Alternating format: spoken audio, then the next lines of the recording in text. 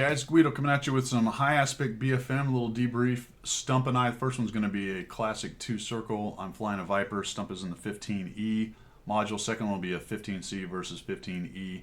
First one is guns only. Second one, I just wanted to show you 2-circle high aspect BFM. What happens when you bring a missile into that whole mix? It changes it extensively, makes it much more difficult to survive. But in terms of pure BFM fun, guns only, you can afford to do the 2-circle as opposed to doing maybe a 1-circle where you're trying to keep it tight and avoid getting shot by the very capable missiles out there today. So first one will be, or both of them will be butterfly setup. So we're going to be a mile, mile and a half. We're going to turn away 45, turn in, and the fight's on at the merge. So we're going to talk about it as we go. We'll just let it free flow. We'll show you the cockpit view here from me. We'll show you the TAC view, and then we'll show you do a little fun cinematic thing at the end. We're getting it all set up.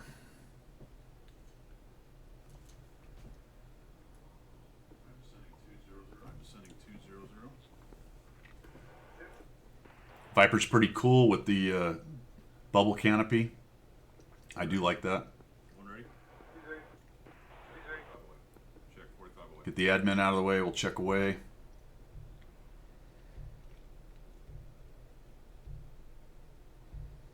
Look for him. He's a dot. There he is. Little dot out there off the wing. Turn it. Get the ACM mode so I can get a lock as soon as possible.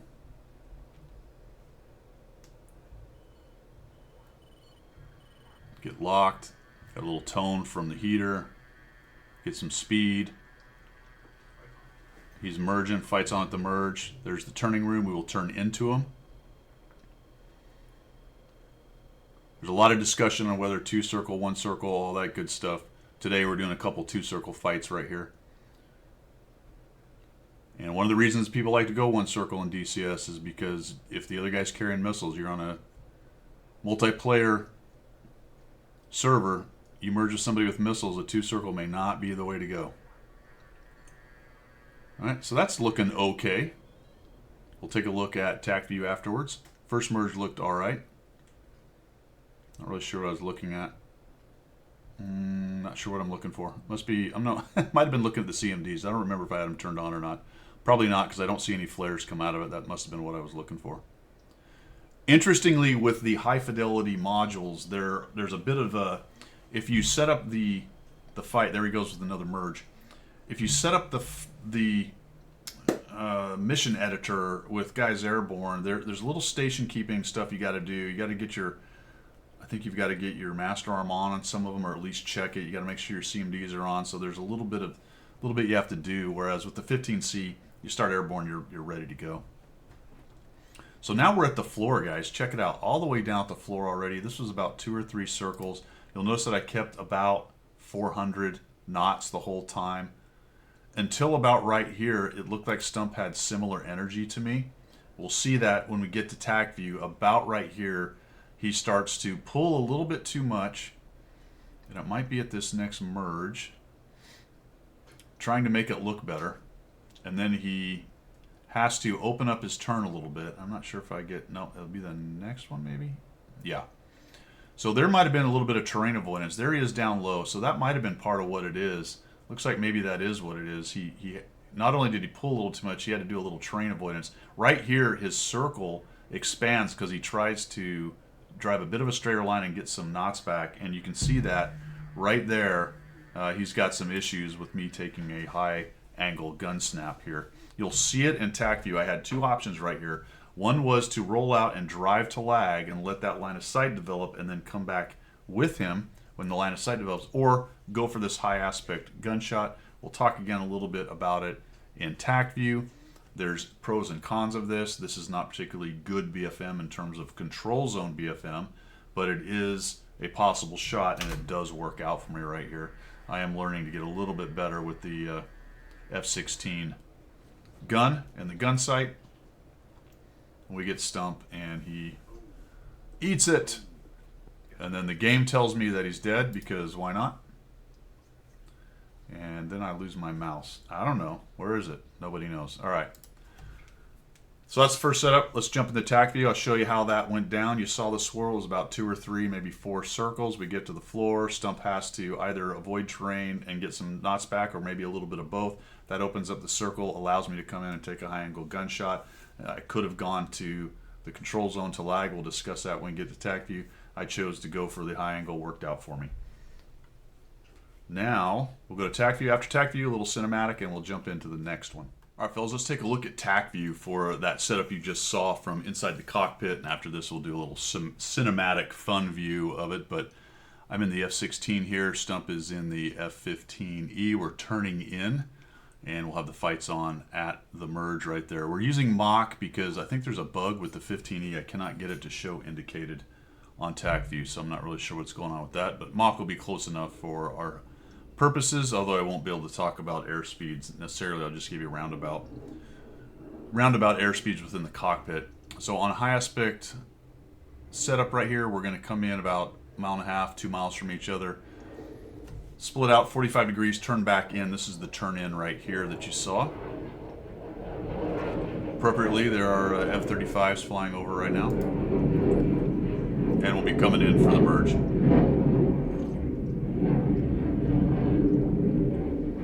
Should be kicking out some flares right here. I probably didn't even turn on my CMDs because I'm flying the F-16. I'm not as familiar with that one right there. Wasn't thinking about it. But you would want to do on this merge, obviously IR defense, idle, flares, something like that. But the fight's on is at the merge with the high aspect setups, and that's when we'll be off to the races.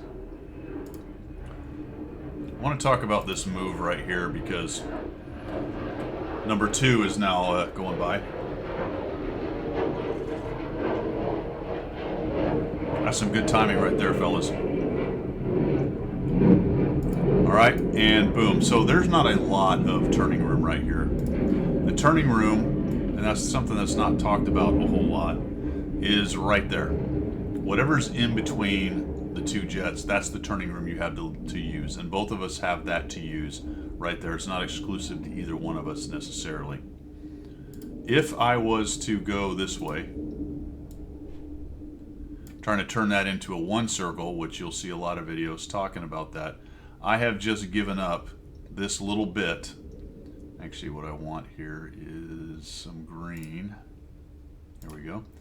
I will have given up this little bit of turning room. Now that may not be a big deal at this merge because there isn't a whole lot of room there. It was a close-in merge right there, but in general, I do not want to give that up. So that little bit of turning room I'd have given up had I turned right and tried to go into single circle. But we're going to see here what is a classic 2-circle fight. And there we go. Stump did flare, good on him. Maybe just slightly late. And we're going to come out to the outside of the turn circle for the first 180. And in general, what we teach is we're going to make checks at every about 180 degrees. It's going to be dynamic. You want to watch the fight. You need to keep your eyes on the bandit. Lose sight, lose fight. It's always important. But you're going to take a general consensus of what is going on every about 90 to 180 degrees. Unless you see the bandit make a big move like into the vertical, dumping their nose, pulling off knots to threaten with the nose, that kind of thing. And if both of us look at this and go, okay, yep, tight merge. We're at the outside of the turn circle. We have relatively similar turn circles. He's at 0.8 Mach, I'm at 0.73, so maybe I've pulled a few more off right there, and this looks like a fairly neutral situation. What you have to watch out for, and I will show you an example of this in the next setup, is about right here, people bring in their heat nose on. So the heat nose is going to be very dependent on what type of heater they are carrying and how much off-bore side it has. In the game, the 16 has the X, which has some pretty good capability. We are not using heaters in this particular setup, but you do need to be cognizant of it because if they do have a heater, you're really looking at pretty easy, to be quite honest, shot. Oh boy, that's a big old dude right there. Pretty easy shot across here with the heater. All right, there's plenty of room. It's not going to be min-ranged. All of those things are weapon dependent without getting into any details, but once you start to see the top or the jet start to come around and you're starting to see, instead of just 90 degrees of plan form, you start to see that nose rotate. That's when the guy's heat nose is going to start coming on, and you probably need to be kicking out flares, maybe even idle if you're really worried about it. This is one of the problems with going to circle against another missile-armed aircraft that has any kind of maneuverability, and it's one of the reasons why a lot of them like to try to keep it tight in a one circle. All right, so we'll come around. But as this is no heaters, we are going into a pure BFM energy fight. Two circle fighters, and coming back to the next merge, you'll see that I've got a little bit of angle I'm creating right here. He's at 0.82, I'm at 0.66. So I've used a fairly significant amount of G to get to this point. So yes, that looks good, but notice that my energy is at 0.66 Mach and he's at 0.82 Mach. He's got more knots than I do. So he has more energy potential here with his speed than I do. All right, and the altitude's similar at 14,000 for another relatively tight pass. And you can see those angles there. That's what I got by pulling off my energy down to Mach 0.65, and he kept his up. So that looks good, and maybe it can be turned into something later, but actually it's just a trade-off of angles for energy. Again, we've got turning room right here, so instead of reversing my turn, and honestly right here, a turn reversal would be absolutely horrendous, because now I've got to come all the way back around this way, and meanwhile he's able to do something like this probably, and you'll see at that point, dumb. All right, so be careful with your reversals. This is not really a reversal picture for Stump right here, and he doesn't take that bait at all. Even though it looks like I've got some angles and a relatively close in, he knows that reversing is the same thing for him. If he's to reverse this way, then he's given up this turning room, and I'm just going to take those angles that are already built, and I'm going to be inside of them even faster, so to speak. All right. So we'll continue along. About another 90-degree check as we come back around, and we'll take a look, and that looks pretty even, doesn't it, guys? 0.73, 0.79. So yes, I used some energy to make those angles, but I've had to get some of it back. He tightened down just slightly right there, and this is looking very neutral-ish. We come back around to here. Not bad, although now, look at it, he's tightened down a little bit with the energy he had. He's pulling 6.3 now, getting a bit of an angle right there. Altitudes are still similar, so neither one of us has attempted to dump the nose. And we're coming back now. He's looking good right here. 5.6, he's at 0.77. I grabbed a few knots. This right here is another picture of, for him, a good heat nose situation. I wish that would quit doing that. Don't know why it keeps changing. That's still a pretty good heat nose right there, and I don't really have mine on. Now, depending on how high off bore sight your weapon is, maybe I do, but I should be tightening down right here to avoid that shot, try to min-range that, and there should be flares coming out right there.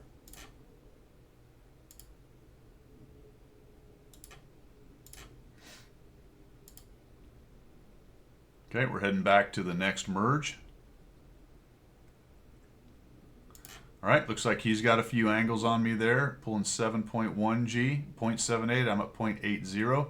Slight advantage to him right here. Similar air speeds, all right, so similar knots, similar altitudes.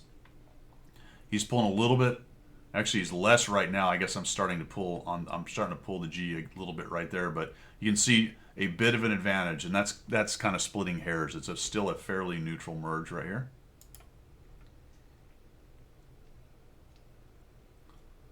Start to see the circles start to align a little bit more.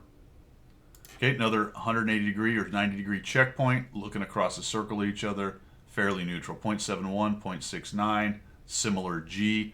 Obviously, these are two different airplanes. He's in a 15E and I'm in a 16, so just because those numbers are the same doesn't necessarily mean it's exactly the same in terms of the potential for the aircraft, but looking pretty neutral, especially if we're just looking at the turn circles right there.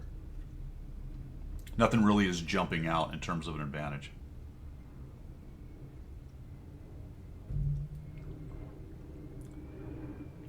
All right, and you start to see this as the turn circles start to align. We've got more turning room between us right here. The circles are getting closer to each other.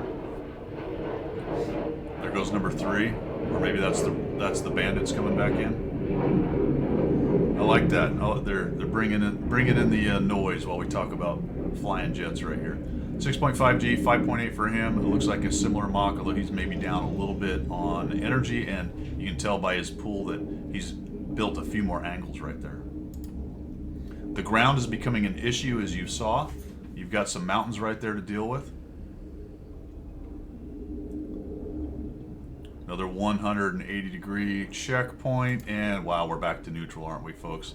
So he's at 0.56, so he used a lot of energy right there. Maybe pulled for a little too long, and now this is giving me a bit of advantage if I can use it.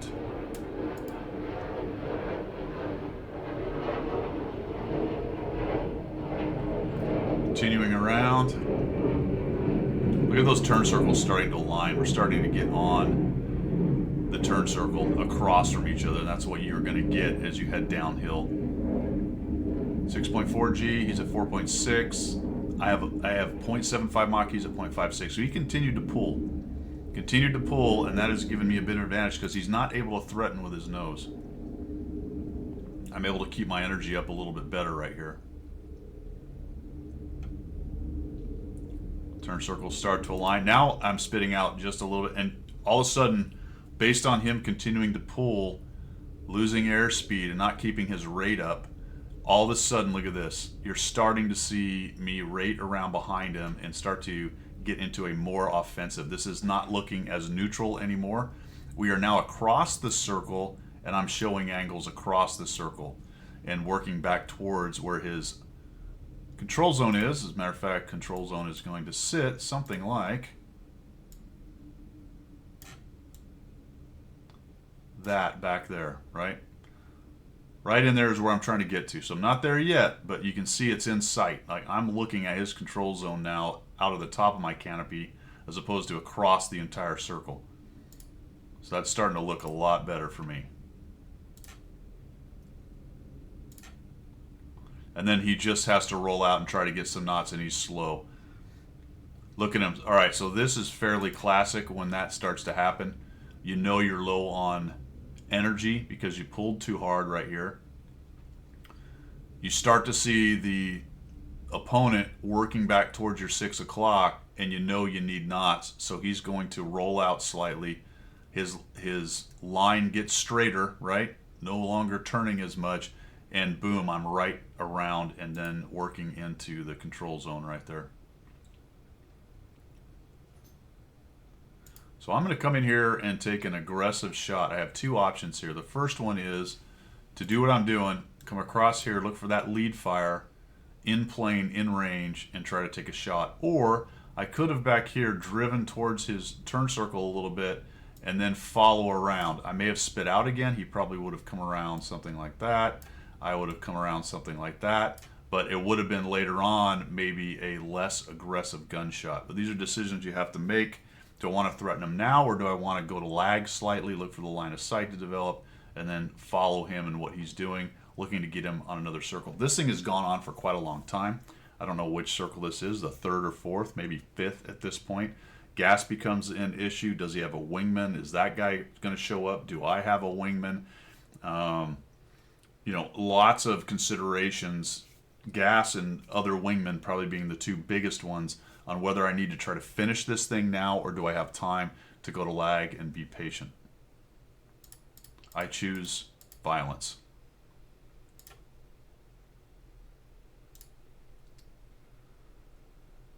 And we'll take that shot. All right. So what are the repercussions of that? Well, I'm taking a fairly high angle, we would call it anyway, gunshot. This is fairly typical of DCS. It wasn't a particularly crazy gunshot in terms of DCS shooting because a lot of them are in the face with fights like this. The guys would be much more aggressive earlier kind of thing. This one would be a fairly high angle for us that we would accept because your follow-on BFM isn't as good. Say I don't kill him right here. Well, he continues to turn. Now, this is starting to look like maybe potentially a overshoot situation for him. Not using the right colors, of course, but we'll just use green. Maybe he gets out or gets around in here as I overshoot towards his 6 o'clock. His other option here is to continue in the direction he's going, and then I am forced to come out. And then we start to see something more like a neutral two circle again, right? So we've merged. I've taken a shot, and I've created another high angle merge, and now we're back into another two circle. So I sort of bail him out at that point. So either a reversal potential, or he continues what he's doing if he's alive and just accepts that I've porked away a bunch of my energy and angles, and now we're back into a two circle fight from there. Good news for me on this one anyway is that I do manage to hit him, and down he goes. So there you go. A pretty classic two circle with, at the end game, trying to get back some knots. What's interesting about that there, Stump, is I don't think I was necessarily winning as much as maybe it looked like potentially. There was, when he rolled out and started going straight there, right before that it looked like maybe I was starting to get advantage right around here. But honestly, I wasn't really. Well, because he'd lost so much energy. I was here, obviously, so it was a little further back, to be honest. So it was probably in here or so, where we were more even at that point. And this is the place right here, guys. If you're going to grab energy in a high aspect two circle, this is the place to do it, because I'm not threatening him, right? For me and for him, this is a great place. If he assesses and goes, holy cow, it looks like Guido's got quite a few more hit points. Awesome. Quite a few more knots than I do. What you want to do now then is grab your knots here. Do a little bit straighter line, grab them, and then get back into the turn. As opposed to, and I'm not telling Stump anything he doesn't know, we're just discussing this for everyone's edification here. As opposed to, and then that's the tighten down that he didn't need right there. And he'd have to let us know. I don't know if he was necessarily tightening down. Maybe he'd let the airspeed get away from him. This happens as well. Maybe he was trying to make it look better at that point. But you can tell now that he's in trouble, right? 0.5 Mach. I'm at 0.71. I just have more energy, even though that's fairly neutral, and we see where it goes. And all of a sudden, he's out of ideas and out of knots. We're at 0.46. We can only do 2.67 Gs with that amount of airspeed, and he says, crap, I need to get knots, and that's where he has to flat plate it out. The terrain may have been an issue there as well. I don't remember exactly where we were, but we were very low at that point. There you go. Pretty classic high aspect BFM right there with a relatively high angle gun snap at the end. The second one is going to be much shorter. I just want to show you how this all changes when you've got missiles involved.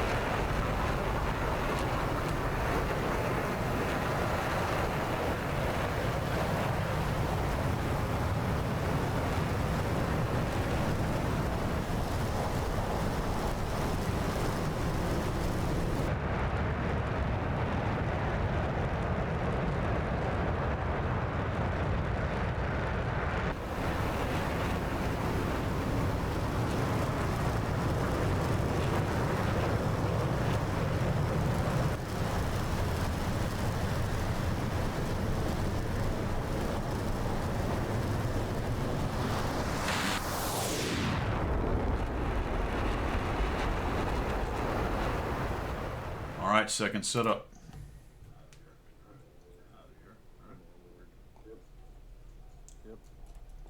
Back into 15C.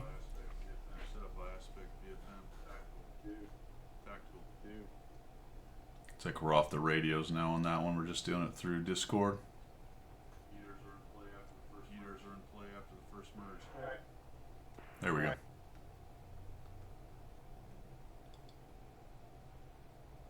Gotta have the cool radio sound. Turn away.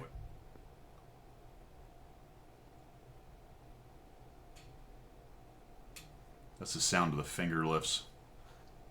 Clicking. Mike's picking it up. Alright. So we got vert scan going on. All I have to do is put my lift vector on him. As soon as it gets in. As soon as it gets in the volume, it'll lock him up. There we go. Looking about 440 is a good merge. Looks like that's about what we got. You can see the airspeed right there. Perfect. And we're going to merge. No beeper. Probably could have done a better brake turn. In fact, I don't really do a massive brake turn. If you were going to come around this corner and attempt to immediately go for a missile shot, you would put lift vector on him and you would pull your best brake turn and continue to pull to bring him towards the HUD, or at least into the heat nose, whatever that might be for your aircraft in DCS, and try to get that heater shot. We do a classic just two circle, both of us trying to keep our energy up, and I'm the first one to come around and work the heater. And to be honest, I'm not even sure if Stump has everything doped out in the 15E for heaters and all that stuff, but he is flaring. You can see them coming out. That's a good deal, and check that out. And that's how fast it can happen right there. When you're adding the missiles into it, it's a completely different ball game. Completely different ball game. All right, let's jump in. We'll look at TAC view, and then we'll do a little cinematic, and we'll get you guys out of here. But thanks for coming by. All right, next setup. This time we're both in Eagles. You just saw the tapes from the cockpit. We'll show you the cinematic version after this. This is a relatively short discussion. So if you are merging in DCS, really in real life as well, but you're merging in DCS with somebody and you know they've got missiles, it is a consideration to go, all right, I do want to take the turning room, but if I do that and I know they've got missiles, I may be giving them a missile shot if I don't keep it nice and tight. So those are things to think about. So I'll show you what it looks like then from a two-circle standpoint. And we discussed this before we started this fight. I said, all right, this one will be with missiles if you want to take a shot. Stump is a little bit slow here. He's at 0.79, so that's going to hurt him just a bit. We are going to merge. And this is fairly neutral. Again, the turning room is here, folks. That's it. Not much. So I'm not going to turn away. If I need to go one circle, per the discussion of I'm worried about missiles, then yes, I'd have to reverse the turn. Who determines whether it's one circle or two circle? The last guy to turn, essentially. I mean, you could do a bunch of head fakes and eventually come up with it, but usually one dude starts turning and then the second guy to turn. A lot of times we'd say the second guy to turn, but that's not necessarily true. The first guy to turn could then change their mind with a head fake, but the more you do that, the more you're really flying in a straight line and the more you're giving the other guy all kinds of angles. So in practice, it's the second guy to turn generally. That determines it. All right. So we're going to come around this corner. We merge, fight's on, and then let's take a look at how this goes. So I am doing a 7G turn. This is fairly standard for Eagles. Nothing too exciting here. Stump's a little bit slower, so he doesn't have as much energy. This is going to help me a little bit. I'm not particularly dumping my nose very deep either. But as I come around, we're going to have that discussion of the heat nose.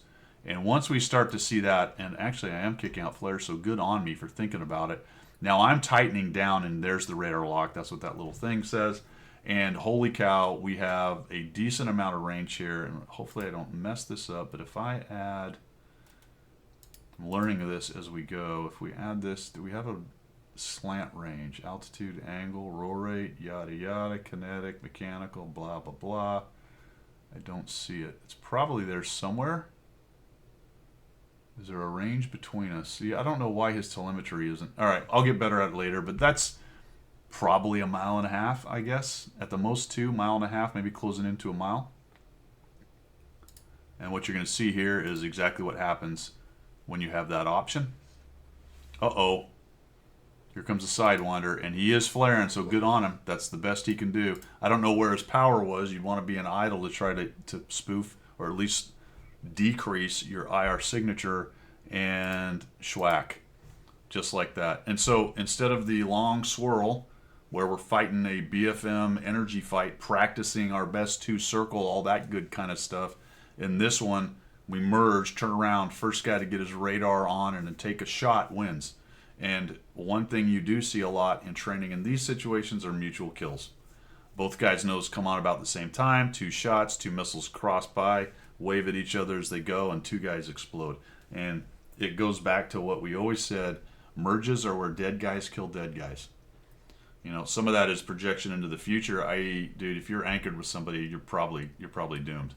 So either his wingman's going to get you or he's going to get you.